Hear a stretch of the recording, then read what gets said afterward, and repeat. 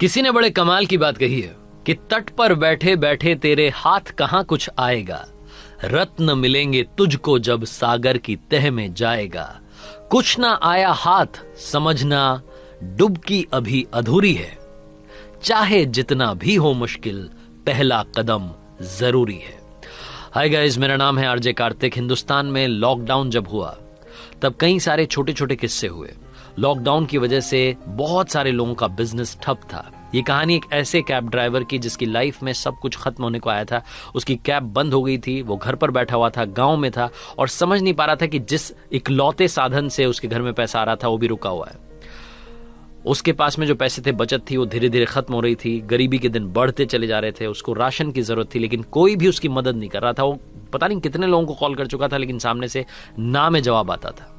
एक दिन अचानक से कॉल आता है और सामने वाला व्यक्ति कहता है कि भाई साहब अपना अकाउंट नंबर भेजिए, मैं आपको कैश भेजना चाह रहा हूं, आपकी मदद करना चाह रहा हूं। ये उससे पूछना चाहता है कि आप कौन है, कहां से बात करने से पहले कॉल कट जाता है। ये फिर से कॉल करता है तो सामने वाला कहता है पहले अकाउंट नंबर तो भेजिए। ये भरोसा करके अकाउंट नंबर भेजता है और वाकई में थोड़ी देर के बाद में इसके पास में कैश आ जाता है। ये बड़ा खुश होता है, ऊपर वाले को धन्यवाद करता है कि आपने बचा लिया, आज तो वाकई में चमत्कार हो गया। ये वापस उस नंबर पर कॉल करता है, पूछता है कि आप कौन है, क्यों मेरी मदद की। तो सामने वाले व्यक्ति कहता है कि शायद आप भूल गए, आज से 4 महीने पहले एक छोटा सा किस्सा हुआ था।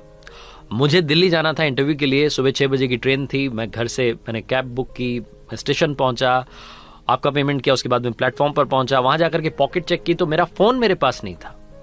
मेरी जमीन हिल गई, आसमान हिल गया। मुझे समझ नहीं आया कि क्या हुआ। मैं फटाफट से वहां से भागा। बाहर आकर के मैं स्टेशन पर कैब ढूंढने लगा लेकिन मुझे आपकी कैब नहीं दिखाई दी। बड़ी सारी कैब्स खड़ी थी। मैं जाकर के बार बार ड्राइवर का चेहरा देख रहा था कि यार वो बंदा कौन था जिसके साथ आया था, वो चेहरा मैं देख रहा था। समझ नहीं पा रहा था यार कहाँ गया बंदा। अपने आप अंदर से बहुत सारी गालियां आने लगी, बदतमीज, पता नहीं क्या क्या मैं बोलने लगा आपको। और मुझे लग रहा था यार ये कैब ड्राइवर ऐसे ही होते हैं, सामान दिखा और लेकर के चल दिए, अब तो पता नहीं कहां चला गया होगा, मेरा फोन बंद कर दिया होगा, ये हो गया होगा, हो गया। 50 चीजें मेरे दिमाग में चल रही थी। मेरा जो इंटरव्यू था वो तो मैंने कैंसिल कर दिया। मैंने दिल्ली जाने का प्लान ड्रॉप कर दिया। मैंने सोचा कि ये दिन ही अशुभ है। मतलब आज के दिन सुबह सुबह फोन गायब हो गया, चोरी हो गया, क्या इंटरव्यू होगा और क्या जॉब में मेरी मतलब क्या जॉब मिलेगी मुझे, क्या सिलेक्शन होगा। मेरे पास कैश पड़ा था। मैं ऑटो करके वापस घर पहुंचा। जब घर पहुंचा तो देखता हूं कि वहां पर एक कैब खड़ी थी। वो कैब देख करके मेरा दिमाग ठनका। मैं फिर से गाली देने लगा। मैंने बोला ये कैब वाले ऐसे होते हैं, ये होता है, वो होता है। मुझे लगा कि अड़ोसी पड़ोसी ने शायद किसी ने कैब बुक की होगी। आप कैब से निकल करके आए और आपने मेरा फोन मुझे लौटा दिया। वो फोन हजारों का था लेकिन उस दिन मुझे करोड़ों की बात सीखने को मिली। आपने बोला कि भाई साहब मैं तो यहीं खड़ा हूं, आपके घर पर ताला लगाए, मैं इंतजार कर रहा था आधे घंटे से कि कोई आ जाए तो उसको फोन दे दो।